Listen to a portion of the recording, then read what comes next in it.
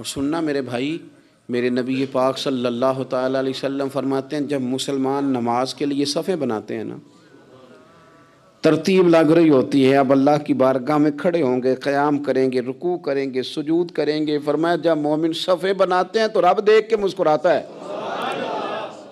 مسکراتا ہے۔ کمال ہو گئے عروج بندگی کا، جب بندے کو دیکھ کے رب مسکرائے۔ خدا بندے سے خود پوچھے بتا تیری رضا کیا ہے، مسکراتا ہے۔ اور میرے نبی پاک علیہ السلام فرماتے ہیں جب مجاہد جہاد کے لیے صفیں سیدھی کرتے ہیں، آج تو یہ رب کے نام پہ مرنے ہی آ گئے، یہ صفوں میں کھڑے ہوں گے، ترتیب سے لڑیں گے، ترتیب سے گلا کاٹیں گے کافروں کا یا شہادت لیں گے۔ فرمایا جب جہاد کے لوگ صفیں بناتے ہیں تو رب انہیں دیکھ کے مسکراتا ہے۔ کتنے نصیبوں والا وہ بندہ ہے جسے دیکھ کے مسکرا دیا۔ او یار کبھی تیرا بیٹا تیرے سامنے مسکرائے نا چھوٹا تو تیرا دل باغ باغ ہو جاتا ہے۔ تیری ماں بیمار کسی ایک دن صحیح طرح ہنس پڑے تو طبیعت خوش ہو جاتی۔ مجھے بتاؤ نا جس کا رب بھی اسے دیکھ کے ہنس پڑے، جو اس کی شان کے لائق ہے، کیا اس بندے کے نصیبیں ہیں، کیا اس کے مقدر ہیں۔ آپ اس مقام پر اپنے آپ کو لائیں۔ اب دیکھیں نا یہ حدیث آپ نے سن لی، اب ہم نے نا اس طرح صفحے نہیں بنانے جس طرح ساری دنیا، اب ذرا صفحے بھی شوق سے بنائیں گے، اب ذرا تھوڑا سا شوق پیدا کریں گے۔ بھئی یہ تو میں وہ کام کرنے لگا ہوں جسے دیکھ کے رب مسکراتا ہے۔ نبی پاک صلی اللہ علیہ وسلم نے فرمایا جب کوئی بندہ توبہ کرتا ہے نا، ہم توبہ کا رٹا لگاتے ہیں، یا اللہ میری توبہ یا اللہ۔ اور توبہ کا تو مطلب یہ ہے کہ پچھلے گناہوں سے پکی توبہ، آج کے بعد یہ غلطی نہ کرنے کا پکا وعدہ۔ تو نے ساری شب برات رو کے گزاری ہے، بتا سویرے جھوٹ جوڑنے کا ارادہ ہے تیرا؟ آج کے بعد رشوت تو نہیں نہ لے گا، ملاوٹ تو نہیں نہ کرے گا، یہ توبہ ہے۔ اور اگر سارے کام اسی طرح کرنے تو پھر یہ توبہ کا رٹا ہے، جتنا مرضی لگاؤ۔ حضرت علی بن ربیعہ رضی اللہ تعالیٰ عنہ فرماتے ہیں میں مولا علی کے ساتھ تھا، مقام حرہ کی طرف جا رہے تھے، حضرت علی نے ہاتھ اٹھا کے دعا مانگی ہماری تعلیم کے لیے، ورنہ حضرت علی ہم صحابہ کو محفوظ عن الخطا تو مانتے ہیں نا۔ ہاتھ اٹھا کے کہا اے اللہ ہمارے گناہ بخش دے، تیرے علاوہ کوئی معاف کرنے والا نہیں۔ اور پھر حضرت علی آسمان کی طرف دیکھا اور دیکھ کے نا حضرت علی بن ربیعہ کو تو مسکرائے۔ حضرت علی بن ربیعہ کہنے لگے حضور مسکرائے کیوں ہو؟ فرمانے لگے ایک دن میں حضور کے ساتھ اسی طرح آیا تھا، اسی طرح حضور نے دعا فرمائی تھی ہماری تعلیم کے لیے، اور پھر حضور مجھے دیکھ کے مسکرائے تھے اور فرمایا جب کوئی بندہ رب کی بارگاہ میں اس طرح استغفار کرتا ہے تو رب مسکراتا ہے، اور مسکرا کے فرماتا دیکھ لو میرے بندوں کو پتا ہے کہ میرے علاوہ معاف کرنے والا کوئی نہیں، انہیں پتا ہے۔ تم اس کی بارگاہ میں رجوع تو لاؤ، آؤ تو صحیح دو آنسو لے کر۔ اقبال کہتے ہیں کہ موتی سمجھ کے شان کریمی نے چن لیا، قطرے دو گرے میرے ار کے انفعال کے، دو میں نے آنسو بہائے تھے تو اس کے کرم نے تو موتی سمجھ کے چن لیے۔ سنو نا حضور اس استغفار کو اللہ کو یار رات کو توبہ کر کے سونا چاہیے ہمیں۔ کچھ غلطیاں ہم کرنا نہیں چاہتے پر ہم سے ہو جاتی ہیں، کچھ دل ہم توڑنا نہیں چاہتے پر وہ ٹوٹ جاتے ہیں، ہماری مجبوری ہوتی ہے ٹوٹ جاتے ہیں۔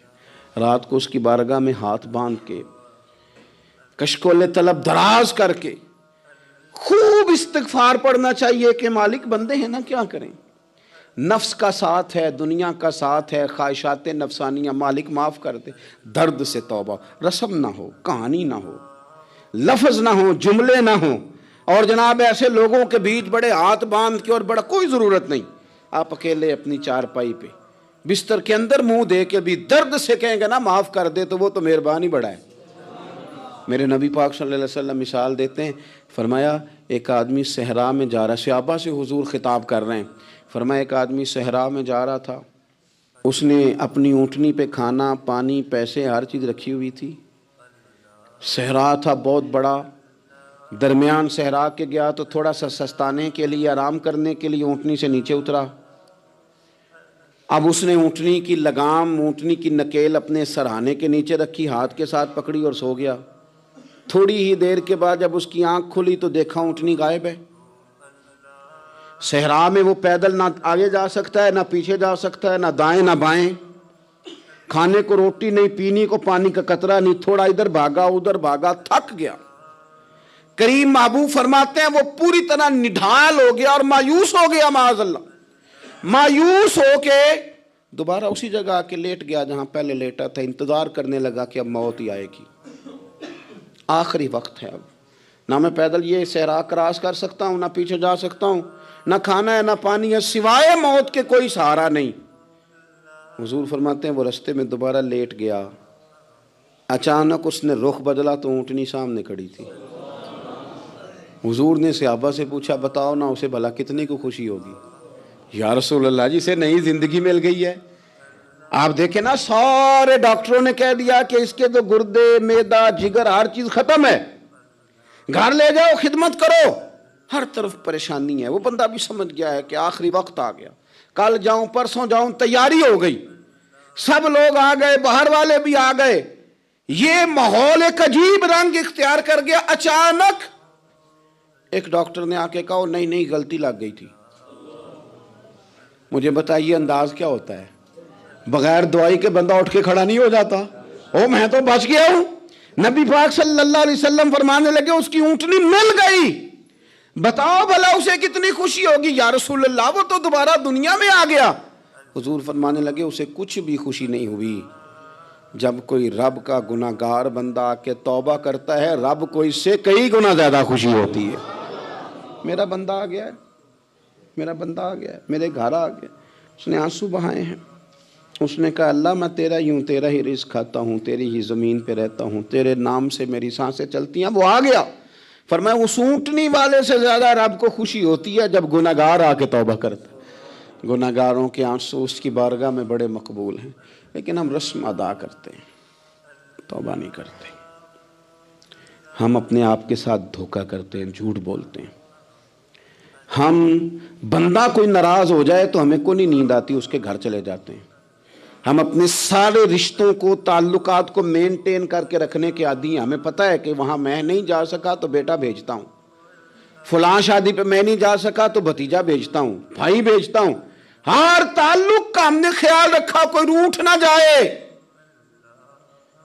لیکن کمال ہے نا، یہ نہیں سوچا کہ اگر رب روٹھ گیا تو جب وہ روٹھ جائے نا تو سارے رشتے بھی بندے کے پاس موجود ہوں تو کوئی کارآمد نہیں ہوتا، پھر کروڑوں روپیہ جیب میں ہوں تو ڈاکٹروں کی دوائیاں اثر نہیں کرتی۔ وہ روٹھ جائے تو پھر انسان اس طرح سے پھسلتا ہے کہ بڑے بڑے اس کے پاس دروازے ہوتے ہیں پر کسی جگہ اس کا ہاتھ نہیں لگتا۔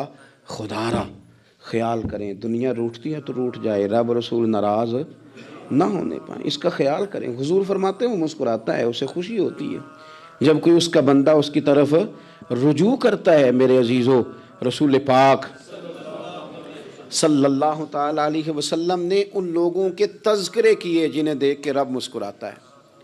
ہم نا گناہ گاروں پر بھی فتویٰ دینے میں جلدی کرتے ہیں اور نیکی پر بشارت دینے میں بھی جلدی کرتے ہیں، حالانکہ یہ ہماری ذمہ داری نہیں۔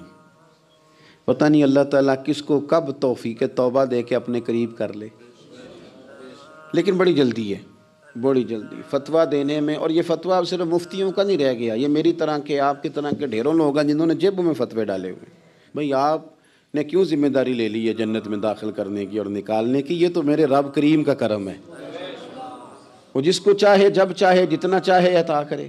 لیکن کچھ لوگ نا بڑے پکے ہو گئے ہیں کہ شاید جو میں سوچ رہا ہوں وہی درست ہے۔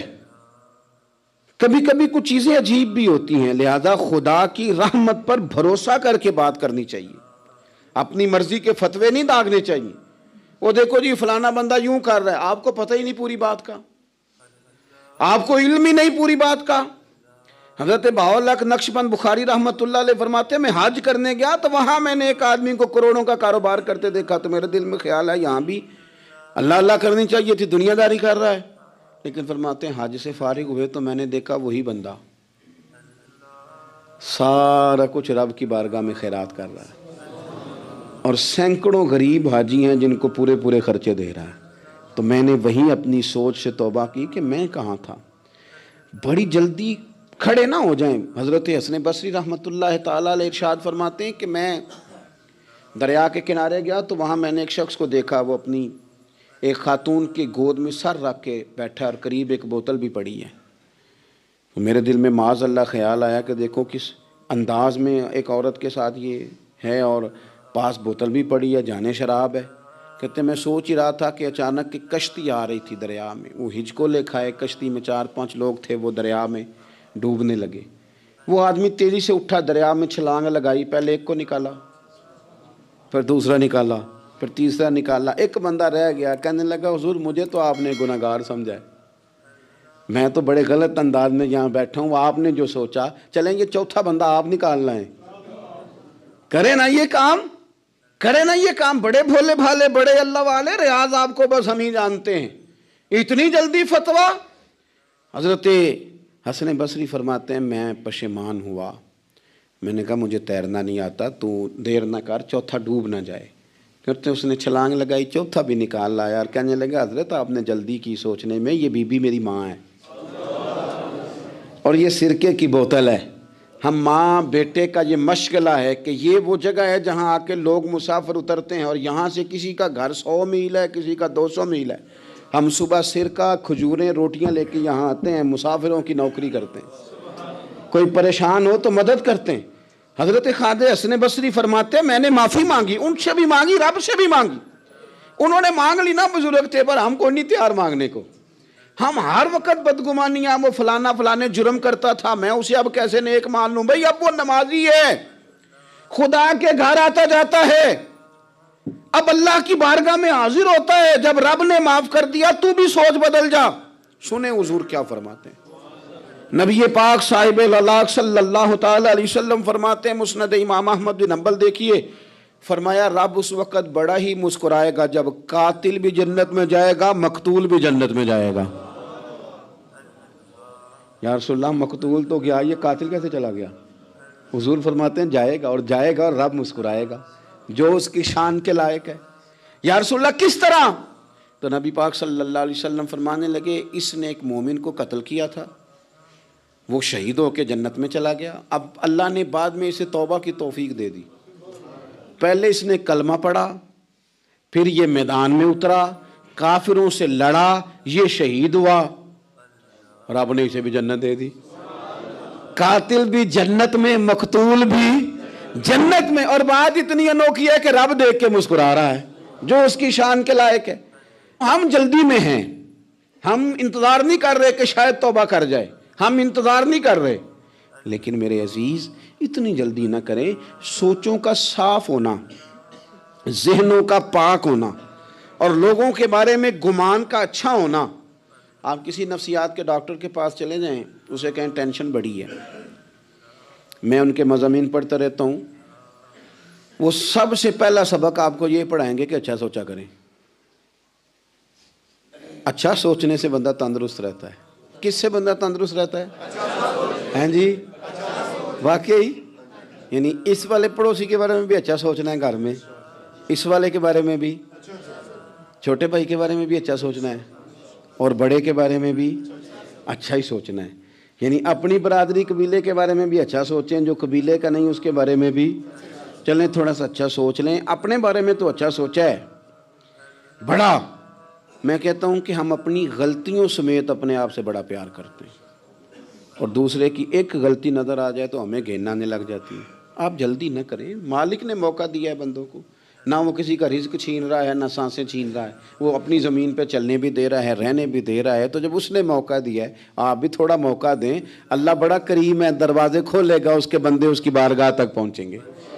بدگمانیاں، اور پھر بدگمانیوں کا عروج، اور اس لیول تک جا کے بات کر دینا کا جہاں سے خوف آئے کہ یار یہ بات نہیں کرنی چاہیے تھی۔ رسول کائنات سرور دو عالم صلی اللہ تعالی علیہ وسلم فرماتے ہیں کہ اللہ مسکراتا ہے۔ دیکھو ہمارے ہاں نا ایک اور بھی مسئلہ بن گیا ہے، میں نے کچھ لوگوں کو نا پکا، میرے پیارے ہیں، محبت ہے مجھے، تو میں چونکہ آپ میری کلاس ہیں، میں مشاہداتی اور تجرباتی باتیں بھی کر لیتا ہوں، اسی کی روشنی میں کئی دفعہ گفتگو بھی تیار کرتا ہوں۔ کچھ لوگوں نے نا پکا ذہن بنا لیا یہ کہنے کا کہ ہاتھ بڑا تنگ ہے، پکا، آپ جس وقت پوچھ لیں ان کا ہاتھ اور بڑا ہی زیادہ تنگ ہے۔ آپ یقین کریں، بہن کا جو خامند ہے وہ کہہ رہا ہے جا حصہ لے کے آ، تیرے بھائیوں کی کمائی تو نہیں، تیرے ابا کی ہے، لے کے آ۔ وہ بیچاری اس کی منتیں کر رہی ہے، کہتی ہے اگر جاؤں گی نا تو وہ کہیں گے حصہ لے جا، آج کے بعد ہمارے گھر نہ آنا، میرا دروازہ نہ بند کرو، مہربانی کرو۔ اور بھائی سے بات کرتی ہے تو کہتا ہے ہاتھ ہی بڑا تنگ ہے، جب ٹھیک ہوگا تو دے دوں گا۔ نہ کریں یہ ظلم۔